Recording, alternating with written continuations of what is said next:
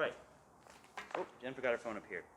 Well, so if you don't know me, my name is Matt. I'm married to the beautiful woman who spoke first, and I read a lot. Some of you have noticed that a couple of my kids read a lot, which makes me very happy because you might call me a nerd. You might call me an info junkie. I listen to, I'm almost, actually this week I've been taking a break. I've been washing the dishes without listening to an audiobook. I've been riding my bike to campus without listening to a podcast, just to let my brain think. But in general, I constantly want to be taking in new information, which, is kind of fun. But here's the thing. I have this experience way too often, but I'm guessing most of you have had it too. Maybe you don't gorge on information as often as I do, so it might not happen as often. But I have this experience where I also journal. So I'll be reading something or thinking about something oh yes, aha, yes, this has to happen in my life. This transformation needs to happen. And so it goes in my journal. I actually write with my left hand. It goes in my journal. I think about it. I pray about it for about 36 hours. And then 5 years later, I'm flipping through my journal, or I hear a sermon. I'm like, oh yeah, I remember that from, how long ago was that? And then 5 years ago was, aha! And now it's, oh my. Because how much change has happened in my life regarding that topic in those 5 years? Nada. It was a moment of informational inspiration that ultimately didn't lead anywhere. It was disconnected from actual living. And so that happens a lot to me because I'm constantly, taking, which one of the reasons I was I need to take a break this week and just let some stuff settle. Pray in the Spirit and hopefully let the Lord settle some stuff. So why does this happen so often to us? And so I want to take us first to looking at babies. I think we can learn a lot from babies. They're just wonderful, and I have one. Now here's the thing. Babies learn most of life skills like walking, talking, and eating via podcasts and blog posts. Then they pick up the more advanced skills of conversation and using the potty through more book-length academic literature. Right. Babies are loved and delighted in. Babies are fed and cared for. And in that, they begin to feel safe and joyful. And then they mimic back the smiles and movements and sounds that they receive. They watch their people. They form an attachment to mommy and daddy and whoever else are their people. They watch them do these things, listen to them say things, and then they begin to reproduce what they've seen and what they've heard. It's natural, it's normal, and it's necessary. Now, so if this is how babies grow, I'm gonna kind of make the point that we're actually still babies in a sense. The same way that babies learn and grow is not that much different than the way that you and I learn and grow. And so I want to look at Jesus and the apostles just to build a foundation. This isn't just Matt's ideas, but let's look at this. And again, so I'm talking about care. I'm the guy who likes information. My perfect small group is a theological debate. Let's read 6 chapters of the Word and just I'm not a Greek scholar, but we'll do a few little Greek words in there. We're going, whoa. We're going to leave whoa. But I've found that this doesn't lead to transformation. It's really fun for nerds, but it doesn't lead to transformation. So what about Jesus and the apostles? So 1 Corinthians 4, verses 15 to 17. And this is just an example of the Apostle Paul's relationship to one of the church communities that he led. And you got to remember that most of the church groups that Paul wrote to were probably a few families or maybe a few dozen people. This wasn't writing to FBNO or to Celebration with hundreds or thousands of people.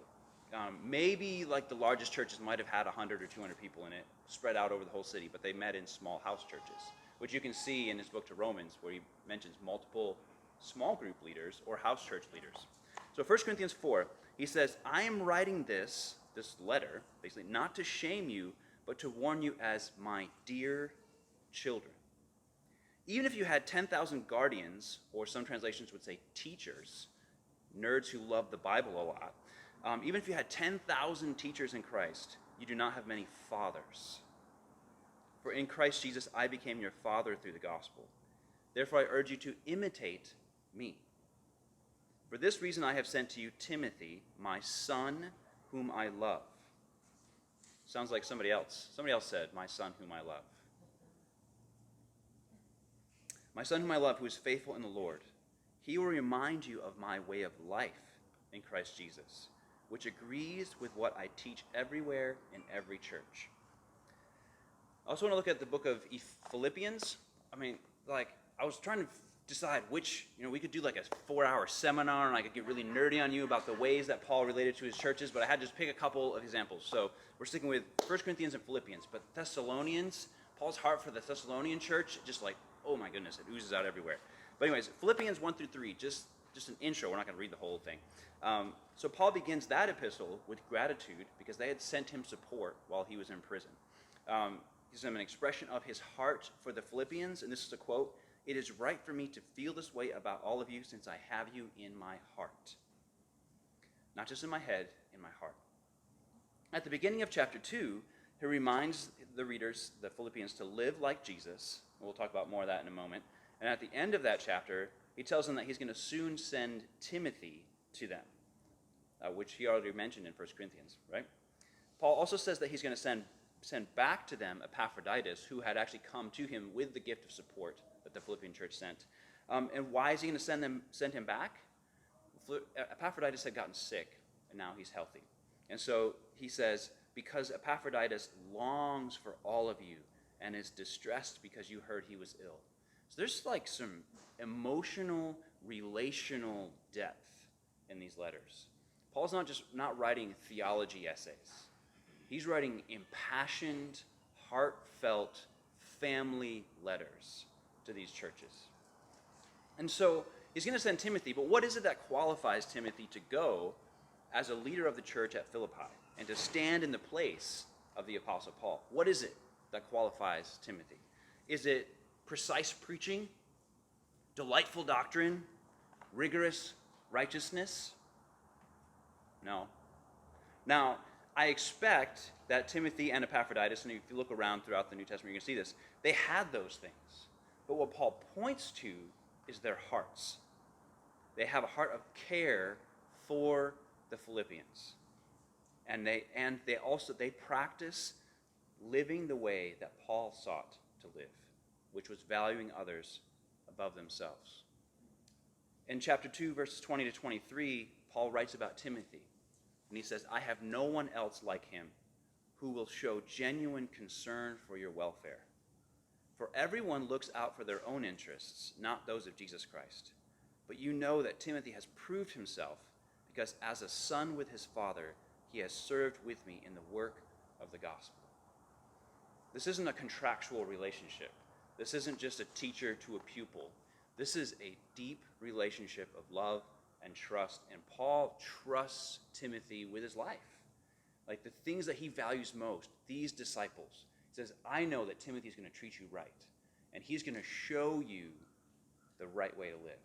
He's going to show you what I have shown you when I came to preach the gospel to you. And this is the life that he wants them all to live. In Philippians 3:17 is where we have that famous passage, follow me as I follow Christ. Imitate me as I follow Christ. Just like a baby mimics his or her parents, Paul says, mimic me because I am following Jesus. So Philippians 2:1-4, one of my favorite passages on the Bible. It's hard to not read this. He talks about what this looks like, this life. If you have any encouragement from being united with Christ, if any comfort from his love, if any common sharing in the Spirit, if any tenderness and compassion, then make my joy complete by being like-minded, having the same love, being one in spirit and of one mind. Do nothing out of selfish ambition or vain conceit. Rather, in humility, value others above yourselves, not looking to your own interests, but each of you to the interests of others. This is relational values. Paul talks about doctrine in his letters, absolutely. But when he talks about what does this look like in life, he doesn't talk about have the right answer all the time to a theological question. It doesn't say every single one of you should know all of the Bible, which, I mean, it's great to know all of the Bible. We have an incredible opportunity being in a literate society where the Bible is accessible to us at any point in time. We don't have an excuse to not know the Word. But not all of us are going to read a book every week about the Bible. You're going to just read a few chapters of the Bible, right? Not everyone's going to be a scholar, but everybody can lead someone else, because what really matters is the life of Jesus reproduced in your heart through your words and actions and in relationship. This is what Paul wants to see in the churches. He wants people like Timothy to be diligent in their study of the Word, and to teach the Word. But not everybody has the time to study the Word the way that Timothy should have. They might have to work all day long with sheep, or all day long, making tents, or whatever it is they have to do. Paul managed to do it all, but anyways, Paul's superhuman.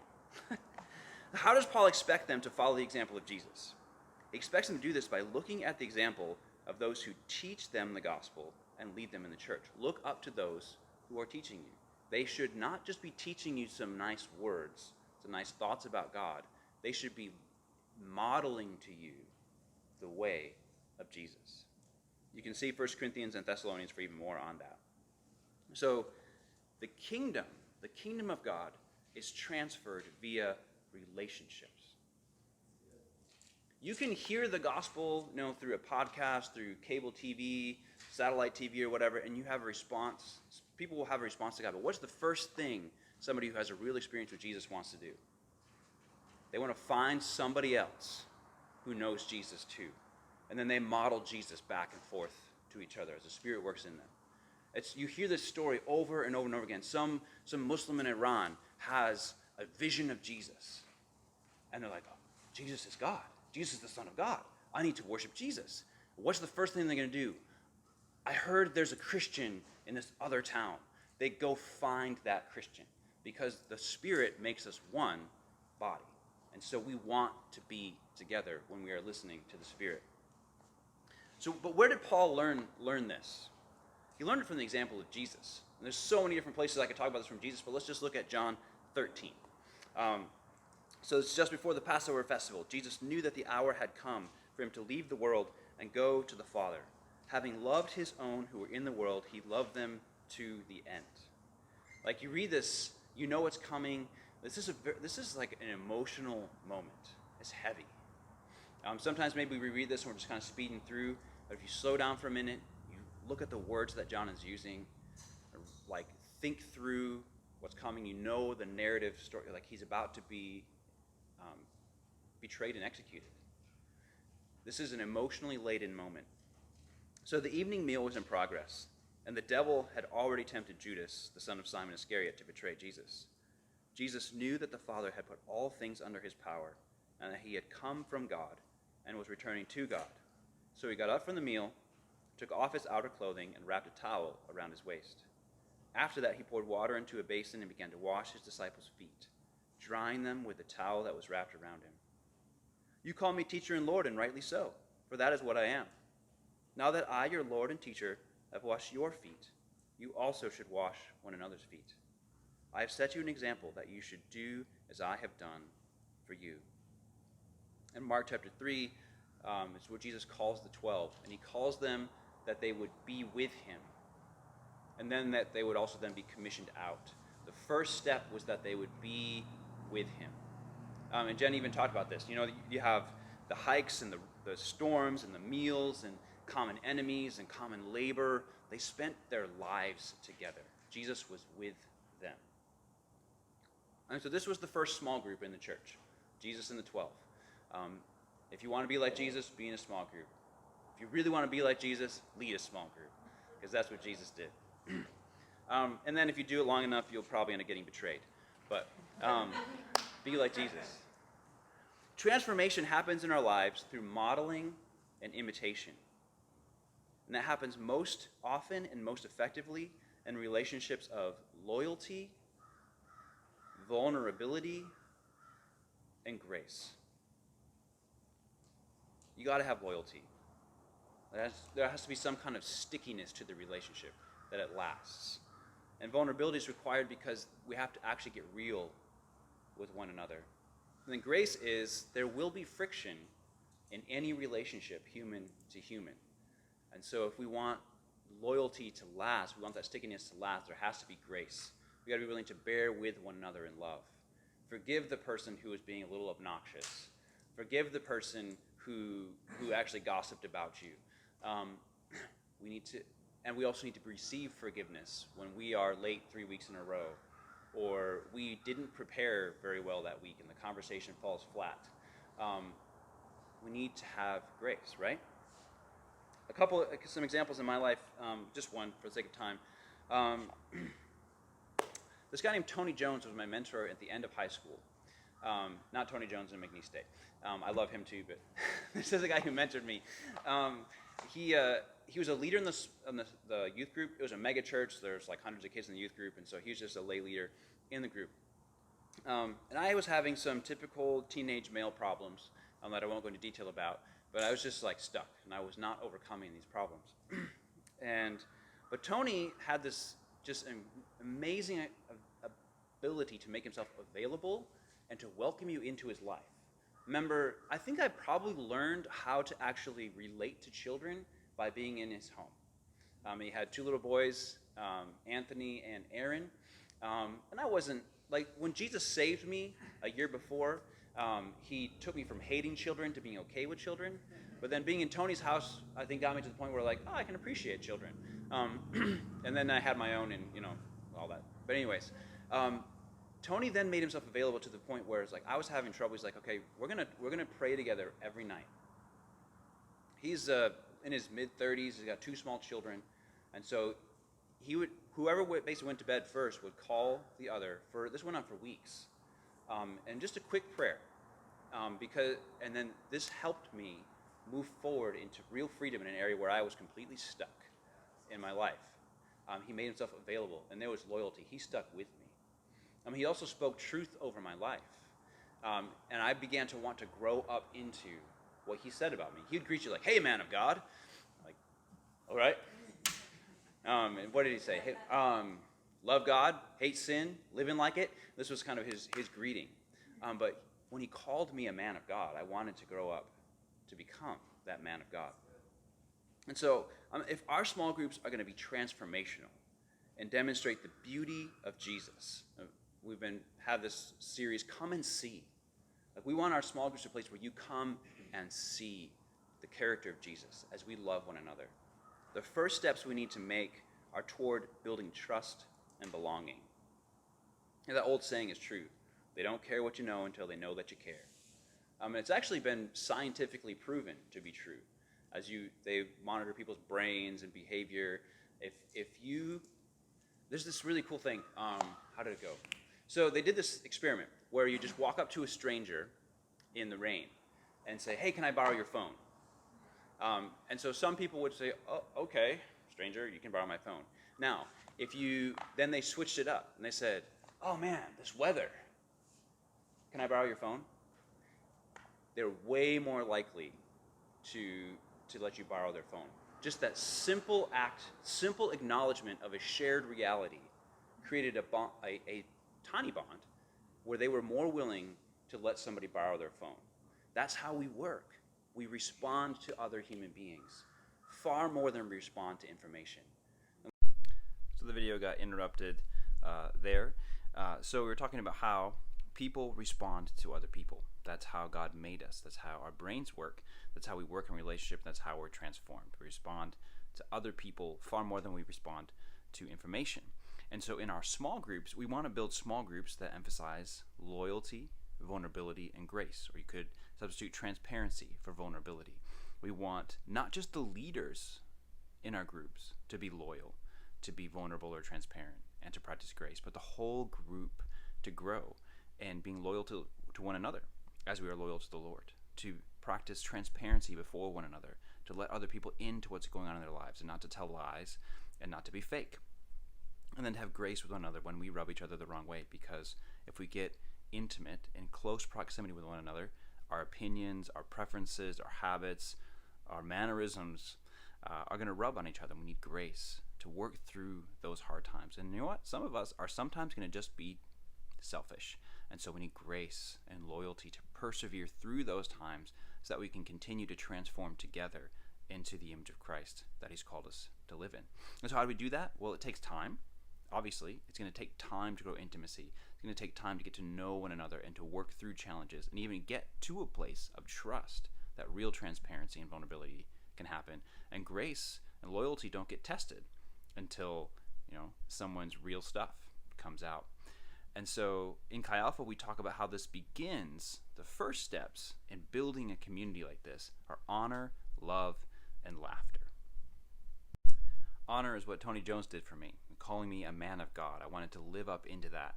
Someone somewhere sometimes said, honor is like setting a crown on a person's head and watching them grow into it.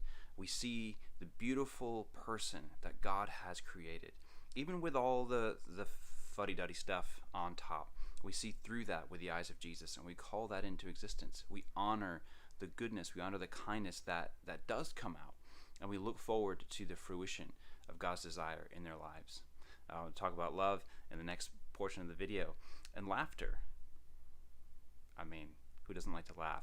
Laughter tears down our boundaries. It tears down our walls. When we laugh with other people, we begin to feel affection for them. Relationship goes so far when we can just let down our guard and laugh a little bit. We love one another. I think love plays itself out in service and affection and meals. Show affection to each other, which is a little bit awkward in the age of COVID. But be affectionate with your words, even as Paul was with his letters. If you take the time to slow down some of his letters, you just feel the affection dripping from some of these letters. Even Galatians, where he's mad at them, there's a point where it's like, man, he loves these people. His heart beats for them. And so we need to have affection and service. And then there's just something about when humans share meals together, feed your small group if you can from time to time. It builds real connection. We want to build belonging, safety, and joy, which are the power to transform. Our subconscious mind wants to act like my people act. The people that are close to me, I want to act like they act.